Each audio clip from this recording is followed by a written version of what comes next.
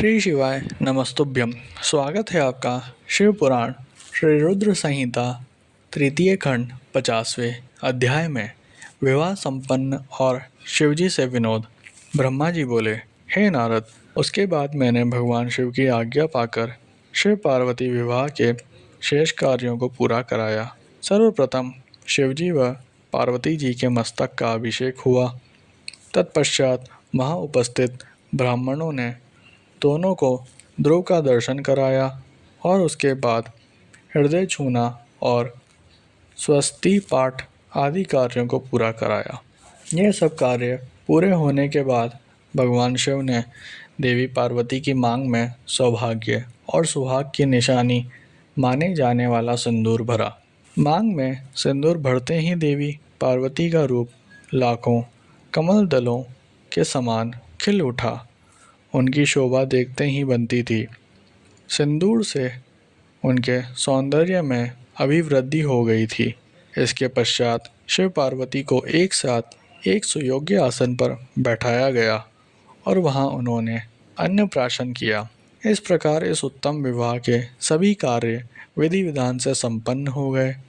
तब भगवान शिव ने प्रसन्न होकर इस विवाह को सानंद संपन्न कराने हेतु मुझ ब्रह्मा को आश्चर्य मानकर पूर्ण पात्र दान किया।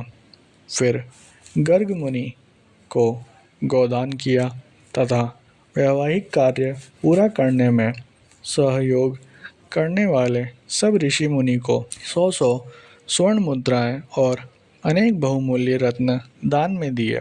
तब सब और आनंद का वातावरण था। सभी बहुत प्रसन्न थे और शिव पार्वती की जय जयकार कर रहे थे। तब मैं श्री हरि और अन्य ऋषि मुनि सभी देवताओं सहित शैलराज की आज्ञा लेकर जनवासे में वापस आ गया। हिमालय नगर की स्त्रियां, पुर नारियां और पार्वती की सखियां भगवान शिव और पार्वती को लेकर कोहबर में गई और वहां उनसे लोकोचार रीतियां कराने के उपरांत उन्हें कौतुकागार में ले जाकर अन्य रीति रिवाज और रस्मों को सानंद संपन्न कराया। उसके पश्चात उन दोनों को उत्साहपूर्वक केली गृह में ले जाया गया। केली गृह में भगवान शिव और पार्वती के गठबंधन को खोला गया। उस समय शिव पार्वती की शोभा देखने योग्य थी। उस समय उनकी अनुपम मनोहारी छवि देखने के लिए सरस्वती, लक्ष्मी, सावित्री, गंगा, अदिति, शची, लोपामुद्रा, अरुंधति, अहिल्या, तुलसी, स्वाहा, रोहिणी, पृथ्वी, संज्ञा, शत्रुपा तथा रति नाम की 16 दिव्य देवांगनाएं, देवकन्याएं, नाग कन्याएं और मुनि कन्याएं वहां पधारी और भगवान शिव से हास्य विनोद करने लगी। सरस्वती बोली, भगवान शिव, अब तो आपने चंद्रमुखी पर्वत को पत्नी रूप में प्राप्त कर लिया है। अब इनके चंद्रमुख को देख देख कर अपने हृदय को शीतल करो। लक्ष्मी जी बोली, हे देवों के देव, अब लज्जा किस लिए? अपनी प्राण वल्लभा पत्नी को अपने हृदय से लगाओ। जिसके बिछड़ने के कारण आप दुखी होकर इधर उधर भटकते रहे, उस प्राण प्रिया के मिलने जाने पर कैसी लज्जा। तो उधर सावित्री बोली, अब तो पार्वती जी को भोजन कराकर ही भोजन होगा और पार्वती को कपूर सुगंध युक्त तांबुल भी अर्पित करना होगा। तब जाह्नवी बोली कि हे त्रिलोक के स्वामी, स्वर्ण के समान सुंदर पार्वती जी के केश धोना एवं श्रृंगार करना भी आपका कर्तव्य है।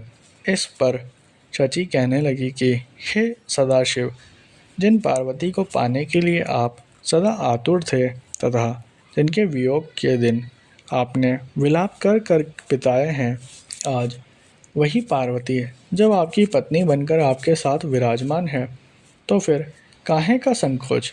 क्यों आप पार्वती को अपने हृदय से नहीं लगा रहे हैं? देवी अरुंधति बोली, इस सती सुंदरी को मैंने आपको दिया है, अब आप इसे अपने पास रखो और उसके सुख दुख का ख्याल करें। देवी अहिल्या बोली, भगवान, आप तो सबके ईश्वर हो, इस पूरे संसार के स्वामी हो। आपके पर ब्रह्म स्वरूप को कोई नकार नहीं सकता। आप निर्गुण निराकार हैं, परंतु आज सब देवताओं ने मिलकर आपको भी दास बना दिया है।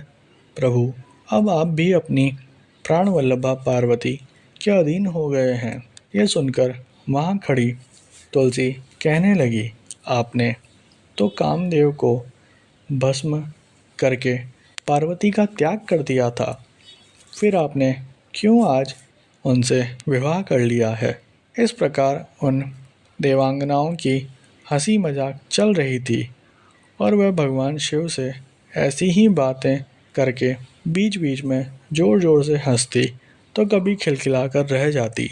इस पर स्वाहा ने कहा कि हे सदाशिव, इस प्रकार हम सबकी हंसी ठिठोली सुनकर क्रोधित मत हो जाइएगा। विवाह के समय तो कन्याएं व स्त्रियां ऐसा ही हंसी मजाक करती है। तब वसुंधरा ने कहा, हे देवादिदेव, आप तो भावों के ज्ञाता हैं। आप तो जानते ही हैं कि काम से पीड़ित स्त्रियां भोग के बिना प्रसन्न नहीं होती। प्रभु, अब तो पार्वती की प्रसन्नता के लिए कार्य करो। अब तो पार्वती आपकी पत्नी हो गई है, उन्हें खुश रखना आपका परम कर्तव्य है। इस प्रकार स्त्रियों के विनोदपूर्ण वचन सुनते हुए भगवान शिव चुप थे, परंतु जब स्त्रियां चुप न हुई और इसी प्रकार उन्हें लक्ष्य बनाकर तरह तरह की हंसी की बातें करती रही, तब भगवान शिव ने कहा, हे देवियों, आप लोग तो जगत की माताएं हैं। माता होते हुए पुत्र के सामने इस प्रकार के चंचल तथा निर्लज वचन क्यों कह रही हैं। तब भगवान शिव के ये वचन सुनकर सभी स्त्रियां शर्मा कर वहाँ से भाग गई।